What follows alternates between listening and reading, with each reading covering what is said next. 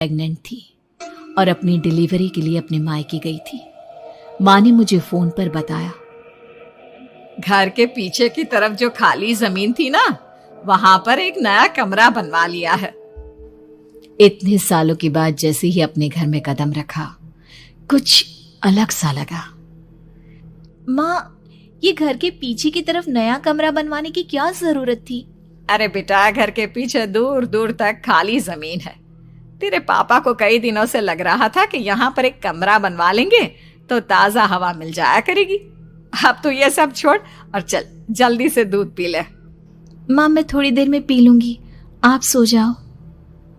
मैंने दूध का गिलास उठाकर उस खिड़की में रख दिया। पता नहीं कब आंख लग गई। अचानक से खिड़की के पल्लों के खड़कने की तेज आवाज आई। दूध का गिलास धड़ाम से जमीन पर आ गिरा। जमीन पर गिरते ही दूध का रंग लाल हो चुका था। मैंने खिड़की से झांक कर बाहर देखा। चारों तरफ धुप अंधेरा था। उस अंधेरे की तरफ से कुछ आवाजें आ रही थी, जैसे छोटे बच्चे आपस में खिलखिलाकर मस्ती कर रहे हो।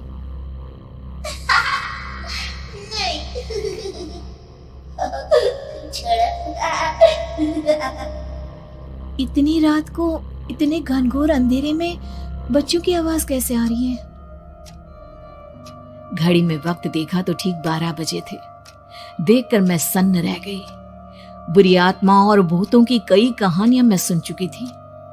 वक्त भी कुछ ऐसा ही था। ऊपर से मैं प्रेग्नेंट। सुना था कि ऐसे वक्त में अक्सर बुरी आत्माएं औरतों का पीछा करती है, तो क्या मेरे पीछे भी? पसीने से तरबतर बड़ी मुश्किल से, जैसे कांपते हाथों से मैंने उस खिड़की को बंद किया। जल्दी से जल्दी उस कमरे से बाहर निकलकर माँ के पास जाने के बारे में सोचा, लेकिन जैसे ही दरवाजे की तरफ पलटी, लगा कोई साया हवा की स्पीड से दरवाजे के सामने से गुजर गया। मेरे गले में अटक कर रह गई। मैं जोर से चीख कर माँ को बुलाना चाहती थी, लेकिन वो आवाज खुद मेरे कानों तक नहीं पहुंच पा रही थी। तो माँ तक कैसे पहुंचती? खिड़की के पल्ले एक बार फिर तेज हवा के झोंके से धड़ाम करके खुल गया और पूरी ताकत से मैं चीख पड़ी। जानती थी मेरी चीख की आवाज सुनकर कुछ ही सेकंड में माँ वहां पहुंच जाएगी, लेकिन ऐसा कुछ हुआ ही नहीं। मेरा कलेजा डर के मारे फटा जा रहा था। आखिर माँ ने मेरी आवाज क्यों नहीं सुनी? इतनी गहरी नींद में तो माँ कभी नहीं सोती। ठीक पीछे खुली हुई वो खिड़की। मुझ में इतनी ताकत नहीं बची थी कि मैं पलटकर उस तरफ देख भी सकूं। हवा का एक सनसनाता हुआ झोंका उसी वक्त मेरे कानों से आकर टकराया। लगा जैसे किसी ने दबी हुई आवाज में धीरे से मुझसे कहा, चली जाओ यहाँ से। मैंने दोनों हाथ अपने कानों पर रख लिए और एक बार फिर ताकत लगाकर जोर से चीखने की कोशिश की। माँ! पापा! मेरी आवाज उस कमरे की दीवारों से टकराकर वापस मुझे ही सुनाई दे रही थी।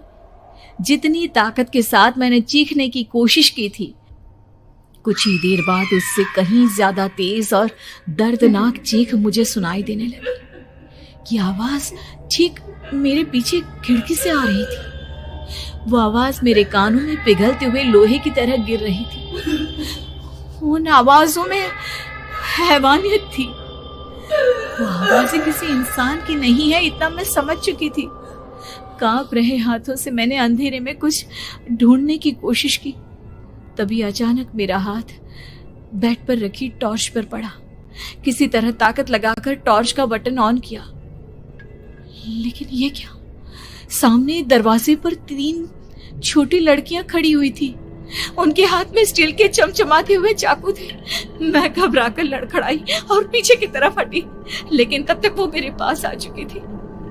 उनकी गर्दन टेढ़ी थी और उनके हाथों के वो चाकू मेरे पेट को निशाना बनाने को तैयार। मैं जोर से चीखी, नहीं, छोड़ दो मेरे बच्चे को, मत मारो, मत मारो, छोड़ दो मेरे बच्चे को। सोनाली, क्या हुआ बेटा? तू इतनी डरी हुई क्यों है? उठ बेटा, क्या हुआ? हड़बड़ाकर मैंने अपनी आंखें खोली। देखा तो दिन निकल आया था। माँ मुझे जगा रही थी। मेरा चेहरा पूरा पसीने से लथपथ था। क्या हुआ बेटा, तुमने कोई बुरा सपना देखा क्या? मैं अभी तक अपने पूरे होश में नहीं थी। वो मेरे बच्चे को मार देगी माँ। वो लड़की मेरे बच्चे को। मैंने घबराकर अपने पेट को छुआ। सब कुछ ठीक था।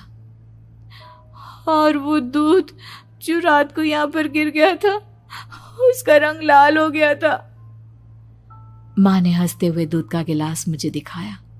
तुमने दूध पिया ही नहीं, पूरा का पूरा ऐसे ही रखा हुआ है। तुमसे कहा था ना सोनाली, सेहत के लिए लापरवाही ठीक नहीं बेटा। लेकिन मैंने तो सब कुछ अपनी खुली आंखों से देखा था। ये सपना